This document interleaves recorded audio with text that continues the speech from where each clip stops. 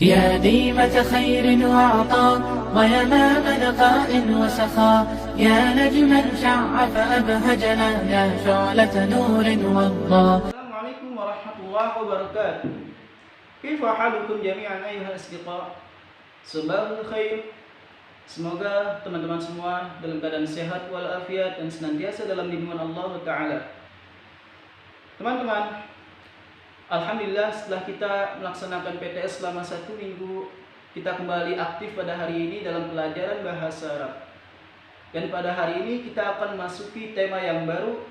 Silahkan teman-teman buka halaman 14, pelajaran ketiga. Di tema yang baru ini kita akan membahas tentang al-adad wal ma'dud. Ma huwa al-adad wa ma huwa al-ma'dud? Apa itu adat dan apa itu ma'dud? Al-adad adalah bilangan atau hitungan. Sedangkan al-ma'dud adalah sesuatu yang dibilangkan atau sesuatu yang dihitung. Contohnya adalah, kita gunakan contoh dulu dalam bahasa Indonesia. Ketika teman-teman mengatakan satu pulpen, di sini terdiri dari al-adad dan al-ma'dud. Satu pulpen. Mana adatnya, mana ma'dudnya? Adatnya adalah satu, bilangannya adalah kata satu. Sedangkan al-ma'dud atau sesuatu yang dihitung adalah pulpen. Al-adad satu dan al-ma'dudnya adalah pulpen. Jadi teman-teman, al-adad tadi adalah bilangan, sedangkan al-ma'dud adalah sesuatu yang dihitung. Teman-teman bisa dibuka halaman 14. Di sini kita mempunyai kosakata bilangan 1 sampai dengan 20. Hanya saja Pak Fatur tidak akan memberikan teman-teman hafalan sebanyak 1 sampai 20. Teman-teman hanya perlu menghafal bilangan 1 sampai dengan 10. Wahid, ithnani, thalatha, arba'a, khamsah, tis'a, sittah, sab'a, samaniyah, tis'a, asyara. Wahid, ithnani, thalatha, arba'a, khamsah, sittah, sab'a, samaniyah, tis'a, asyara. Nah, dari ke-10 bilangan tersebut, kita bahas adalah, yang kita bahas pada hari ini adalah bilangan 1 dan 2. Ya, kita khususkan pembahasan pada hari ini bilangan 1 dan bilangan 2. Itu saja. Untuk bilangan 3 sampai ke 10 nanti itu ada pembahasan tersendiri yang berbeda pembahasannya dengan bilangan 1 dan 2. Nanti ada rumusnya tersendiri. Baik teman-teman, dari bilangan 1 sampai 2 ini kita coba terapkan dengan membentuk kalimat. Ya, tadi kita sudah memberikan contoh dalam bahasa Indonesia, satu pulpen. Bagaimana kata satu pulpen itu kita terapkan, kita terjemahkan ke dalam bahasa Arab. Bagaimana bentuknya? Ini seperti ini teman-teman. Bahasa Arab pulpen adalah qalam.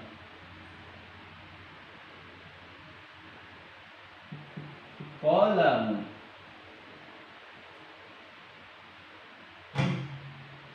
Satu, wahidun. Wahidun. Nah, yang perlu teman-teman perhatikan dalam pembelajaran al-adad dan ma'dud adalah berikut ini ketentuannya. Yang pertama,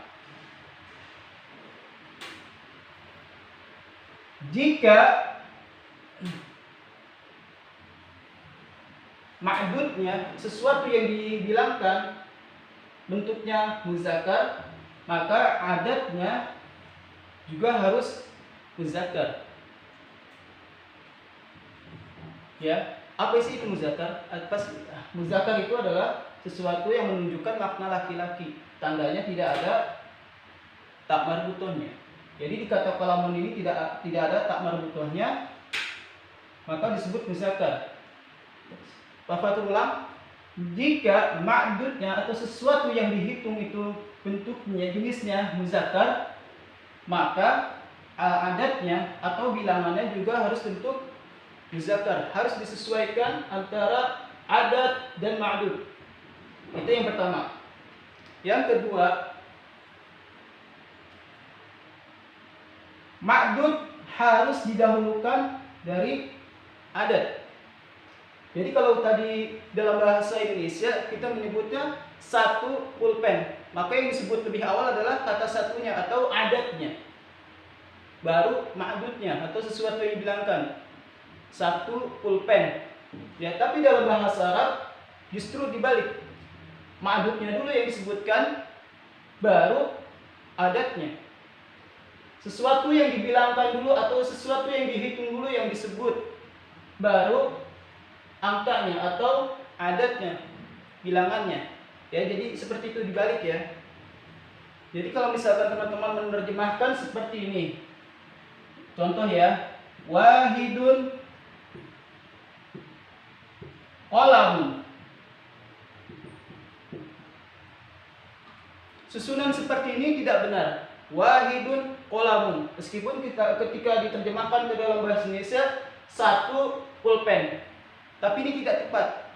Karena kaidah bahasa Arab berbeda dengan kaidah bahasa Indonesia, atau susunan bahasa Arab berbeda dengan susunan bahasa Indonesia. Jadi Pak Fatur ulang lagi. Yang pertama yang teman-teman harus perhatikan adalah jenisnya. Ya, jenisnya. Jika ma'dudnya atau sesuatu yang dihitung itu bentuknya muzakkar, maka adatnya atau bilangannya juga harus bentuk muzakkar.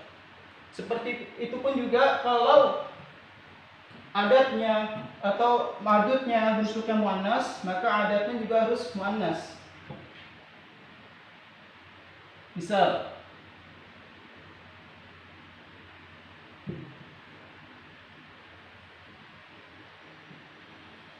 mar'atun. Mar'atun. Mar'atun artinya adalah seorang wanita.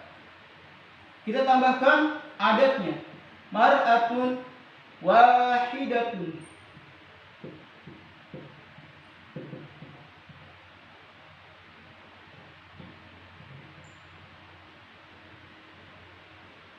Mar'atun wahidatun. Di sini ma'dudnya atau sesuatu yang dibilangkan jenisnya adalah muannas, mar'atun. Kenapa muannas? Karena ada tak marbutohnya. Maka adatnya pun juga harus muannas, harus mengikuti ma'dud. Adat harus mengikuti ma'dud. Artinya bilangan harus mengikuti sesuatu yang dibilangkan atau sesuatu yang dihitung. Jadi seperti itu ketentuan yang pertama. Yang kedua, ma'dud harus mendahului adat. Jadi tidak boleh menulis adat dulu baru ma'dud. Terbalik ya. Jangan bilang wahidun qalamun atau wahidatun mar'atun. Seperti itu susunannya salah. Maka yang benar adalah dibalik dulu. Mar'atun wahidatun, qalamun wahidun. Jadi seperti itu ya. Nah, kedua contoh ini bentuknya adalah mufrad. Apa sih itu mufrad? Mufrad adalah tunggal. Tunggal adalah sesuatu yang menunjukkan makna satu. Nanti kita sebentar lagi akan membahas benda yang menunjukkan makna dua. Atau dalam bahasa Arab disebut musanna. Kita kenalan dulu ya, kenalan dulu dengan istilah mufrad dan musanna. Mudah-mudahan penjelasan terkait dengan al-adat dan ma'dud itu teman-teman bisa pahami, atau bila kurang memahami, teman-teman bisa mengulang-ulang kembali. Ya, sekarang kita masuk pembahasan al-mufrad dan musanna.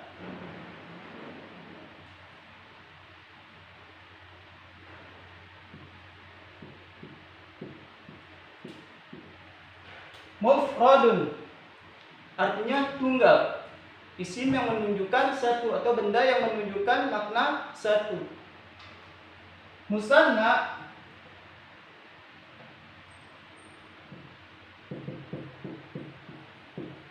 adalah kata benda yang menunjukkan makna ganda atau dua. Tadi sudah kita membahas tentang mufrad ya. Tadi contoh yang pertama itu qalamun mar'atun, itu mufrad. tunggal. Sekarang kita masuk musanna. Itu sesuatu yang menunjukkan makna ganda atau dua yang ditandai dengan adanya tambahan alif dan nun. Alif dan nun tambahannya ya. Contohnya, kita bentuk dulu mufradnya.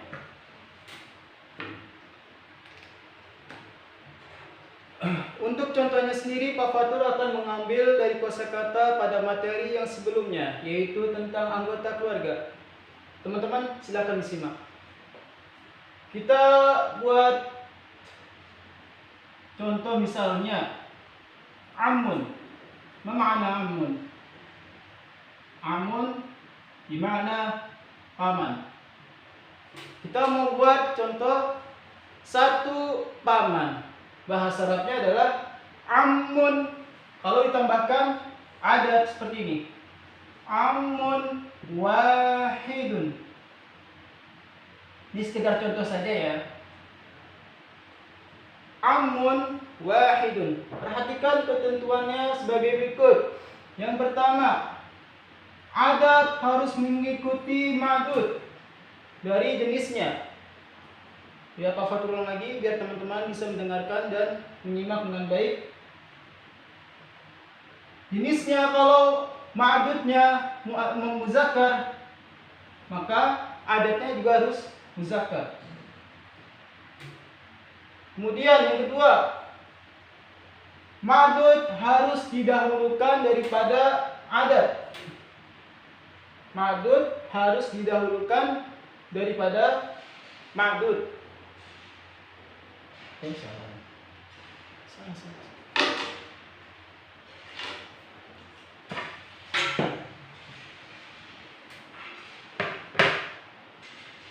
Untuk contohnya sendiri, Pak Fatur akan mengambil dari kosakata materi pada pertemuan sebelumnya, yaitu yang berkenaan dengan anggota keluarga. Pak Fatur di contoh sedikit, contoh aja, hanya sekedar contoh. Satu paman. Apa makna amun? Amun di mana paman. Amun artinya adalah paman. Satu paman. Kalau kita ingin menambahkan adat atau bilangan, amun wahidun.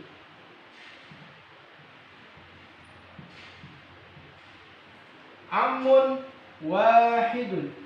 Satu paman. Perhatikan ketentuan berikut ini.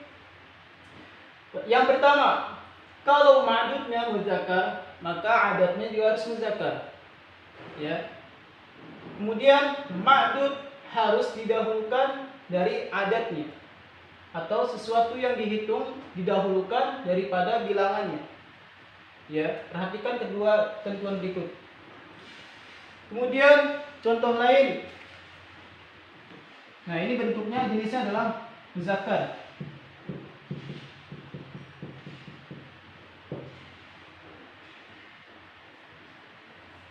Kemudian dia juga mufrad karena tunggal ya, satu.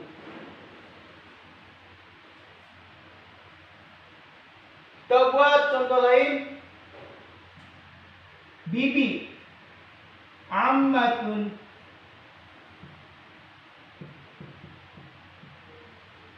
Bibi, satu bibi, ammatun wahidatun.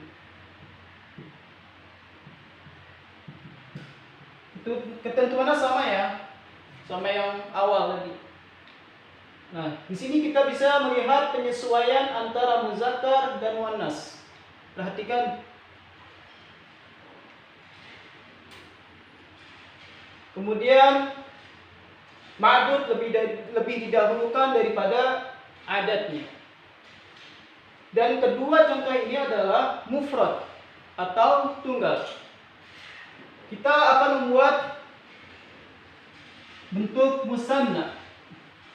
Musanna muzakkar dulu, ya. Terlebih dahulu Pak Fatur akan sebutkan musanna muzakkar. Musanna tapi bentuknya muzakkar. Paman, dua paman. Tadi ketentuan dari musanna adalah menambahkan alif dan nun. Ammani. Ammani. Kalau teman-teman ingin menambahkan al-adad atau bilangannya seperti ini. Ammani ithnani.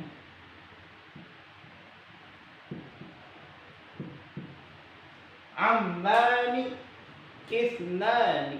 Dua paman. Bagaimana kalau dua bibi? Ammatun, ammatani, ammatani.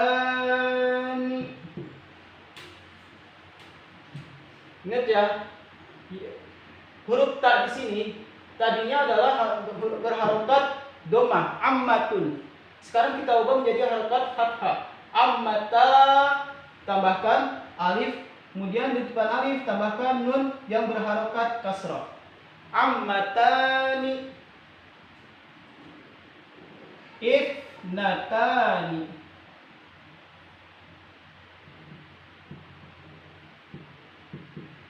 Ithnatani. Ithnani, ithnatani. Bedanya adalah kalau ithnani untuk muzakkar, ithnatani untuk muannas. Nah, di sini adalah bentuk penyesuaian antara mudzakkar dan muannas. Nah, di pelajaran hari ini kita cukupkan dengan dua bilangan tadi aja. Bilangan 1 dan bilangan 2 untuk membentuk musanna dan muzakkar dengan tambahan al-adad atau bilangan. Untuk kedepannya, misalkan 3 sampai bilangan 10, dia mempunyai rumus yang lain yang berbeda dengan bilangan 1 dan 2. Insya Allah kita akan membahas hal itu. Mungkin teman-teman perlu mengulang-ulang kembali sebelum kita masuk pembahasan yang lainnya. Demikianlah tema pembahasan kita hari ini terkait al-adad dan al-ma'dud. Bilangan dan sesuatu yang dibilangkan. Kita juga sudah mengenal istilah mufrad dan musanna.